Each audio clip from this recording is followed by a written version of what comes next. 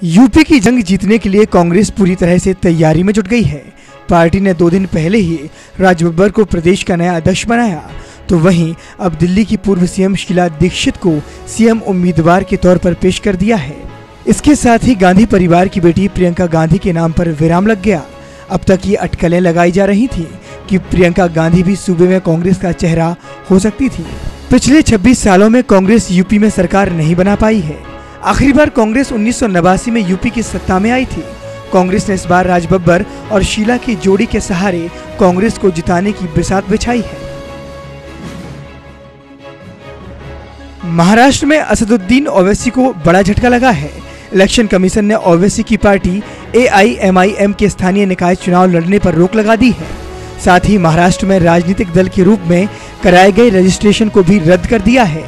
इसके बाद party BMC चुनाव में अपने उम्मीदवार नहीं उतार पाएगी। आयोग ने ये फैसला पार्टी की ओर से चंदे और दूसरे फंड के बारे में जरूरी जानकारी नहीं देने पर किया। मीडिया से बातचीत में ओवैसी ने भूल की बात कही। पूरे मामले में अब पार्टी ने इलेक्शन कमीशन को जल्द सारे दस्तावेज दिखाने की बात कही है। भारत ने साउथ सूडान में फंसे भारतीयों को निकालने के लिए ऑपरेशन संकट मोचन चलाया है। इसके लिए भारत ने सूडान में फंसे भारतीयों को निकालने के लिए C-17 विमान को भेजा है। इसके जरिए सूडान में फंसे 600 से ज्यादा भारतीयों को वापस लाने की कोशिश की जाएगी। ऑपरेशन की कमान विदेश राज्य मंत्री जनरल VK सिंह संभाल रहे हैं। साउथ सूडान के जुबा शहर के कई हिस्सों में विद्रोहियों और सैनिकों के बीच संघर्ष जारी है। जनरल VK सिंह ने ट्वीट के जरिए इस बात की जानकारी दी और सभी भारतीयों को सुरक्षित वापस लाने का वादा किया है। संयुक्त राष्ट्र में कश्मीर का मुद्दा उठाने वाले पाकिस्तान पर भारत ने कड़ा पलटवार किया है। भारत ने कहा कि पाकिस्तान आतंकियों का गुणगान करता है और आतंकवाद को सरकारी एजेंडे की तरह इस्तेमाल करता है। संयुक्त राष्ट्र में मानवाधिकारों पर बहस के दौरान भारत के राजदूत सैयद अकबरुद्दीन ने पाकिस्तान पर जमकर हमला बोला। अकबरुद्दीन ने पाक को आतंकवाद को सरकारी नीति की तरह इस्तेमाल करने वाला देश बताया। अकबरुद्दीन ने कहा कि आतंकियों को पनाह देने वाला पाक मानवाधिकारों की बात कर रहा है, जो कि सरासर गलत है। विवादित Islamic speaker doctor Zakir Naik के संबंध में मुंबई पुलिस अपनी रिपोर्ट अगले हफ्ते राज्य सरकार को सौंपेगी। गृह विभाग के एक वरिष्ठ अधिकारी ने कहा कि मीडिया रिपोर्टों के उलट मुंबई पुलिस से जाकिर नाइक को कोई क्लीन चिट नहीं दी गई है। सभी पहलुओं पर जांच की जा रही है और राज्य विधानमंडल का मानसून सत्र होने से पहले सरकार को रिपोर्ट सौंप दी जाएगी। मानसून सत्र 18 जुलाई से शुरू हो रहा है। नाइक अभी विदेश में है और वो कल स्काइप के जरिए मीडिया से भी बात करेगा। इसके लिए साउथ मुंबई के एक छोटे से हॉल को अरेंज किया गया है। अपने विवादित बयानों के लिए मशहूर विश्व हिंदू परिषद की नेता साध्वी प्राची ने एक बार फिर विवादित बयान दिया है। इस बार उनका हमला विवादास्पद भाषणों से सुर्खियों में आए इस्लामिक स्पीकर जाकिर नाइक के खिलाफ है। साध्वी प्राची ने डॉक्टर नाइक पर निशाना साधते हुए ऐलान किया है कि जो कोई सऊदी अरब जाकर जाकिर नाइक का सिर काट कर लाएगा, उसे 50 लाख का इनाम दिया जाएगा। साध्वी प्राची ने जाकिर नाइक को हिंदुस्तान का सबसे बड़ा दुश्मन बताया।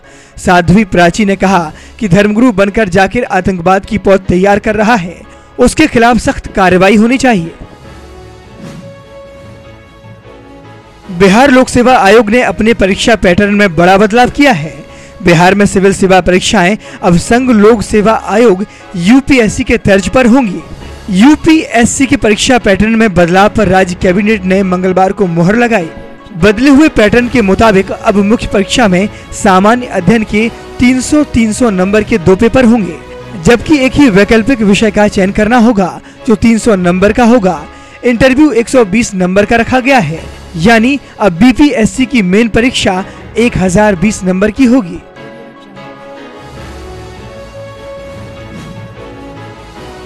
उत्तर प्रदेश में हरदोई पुलिस ने आज जनपद में चल रही फर्जी कंपनी का भंडाफोड़ किया है।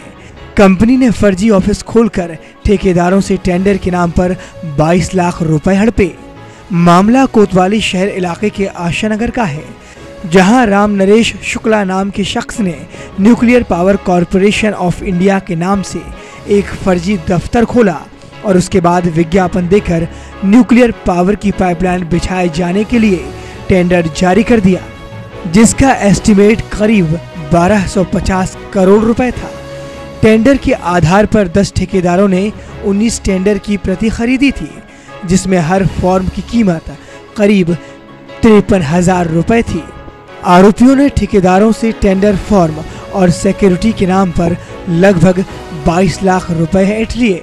बाद में जब ठेकेदारों की शिकायत पर पुलिस ने मामले की पड़ताल की तो इस पूरे फर्जी गिरोह का पर्दाफाश हो गया। आर्यन शुक्ला नाम का, जो यही शाहबाद थाना क्षेत्र के रहने वाले हैं, इन्होंने एक कंपनी फ्लोट की और जिसका नाम इन्होंने वहीं की उसी मेन जो हमारी सरकारी कंपनी है उसके तर्ज पे नाम रखते हुए रखा और ये उसमें उन्होंने विज्ञापन दिया कि हमें यहाँ पर 1250 करोड़ के टेंडर्स फ्लोट करने हैं। इसी जून में इन्होंने टेंडर्स निकाले थे और लगभग 19 इन्होंने फॉर्म्स बेच लिए थे। अभी इन्होंने कुछ ही लोगों से किया था और जो हमने जब इनको पकड़ा है तो इनके पास से 20 लाख का एक सिक्योरिटी मनी के रूप में ड्राफ्ट का मिला हुआ है। इनके खाते में 5 लाख से ऊपर, लगभग 5.5 लाख से ऊपर कैश रुपया उसमें जमा है। मामले की पूरी पड़ताल के बाद पुलिस ने सारे मामले को सुलझा लिया है और आरोपी से 20 लाख के बैंक ड्राफ्ट और 5 लाख का बैंक अकाउंट बरामद किया है। लोगों को काम देने के नाम पर लाखों रुपए की ठगी करने वाले गिरोह के मुखिया को पुलिस ने अब गिरफ्तार कर लिया है और मामले में आगे की कार्रवाई की जा रही है। हरदोई से मोहित शर्मा की रिपोर्ट, नेशन नाउ। वेस्टइंडीज के खिलाफ आज से शुरू हो रहे आखिरी प्रैक्टिस मैच के जरिए टीम इंडिया टेस्ट श्रृंखला से पहले अपनी तैयारियों को पुख्ता करने उतरेगी। इस 3 दिवसीय प्रैक्टिस मैच के जरिए भारत अपने आखिरी 11 खिलाड़ियों को तय करेगा, लिहाजा गेंदबाजों और बल्लेबाजों के लिए प्रैक्टिस मैच बहुत ही खास है। अच्छा प्रदर्शन ही उन्हें 21 जुलाई से शुरू हो रहे पहले टेस्ट मैच में जगह दिला सकता है। पहले 2 दिन तक चलने वाले प्रैक्टिस मैच में टीम इंडिया अच्छे प्रदर्शन से प्रभावित नहीं कर पाई थी। भारत के सभी तेज गेंदबाज नाकाम रहे थे। ऐसे में कोच अनिल कुंबले के पास एक आखिरी मौका है कि वो टीम इंडिया की गलतियों को सुधार सकें। बॉलीवुड के सुपरस्टार शाहरुख खान ने टेनिस सनसनी सानिया मिर्जा की बायोग्राफी एस अगेंस्ट ऑड्स को लॉन्च किया। शाहरुख ने मीडिया से बातचीत में लड़कियों के प्रति सम्मान दिखाने की बात कही। इस दौरान शाहरुख खान ने टेनिस स्टार सानिया मिर्जा की जमकर तारीफ की और उन्हें रैकेट की रानी बताया। शाहरुख ने सानिया को देश का गौरव बताया। इस किताब में सानिया ने अपनी जिंदगी की उन तमाम चुनौतियों को रखा है जो उन्हें दुनिया की नंबर 1 खिलाड़ी बनाती हैं। Famous publisher Harper Collins Sania की बायोग्राफी को पब्लिश कर रहे हैं।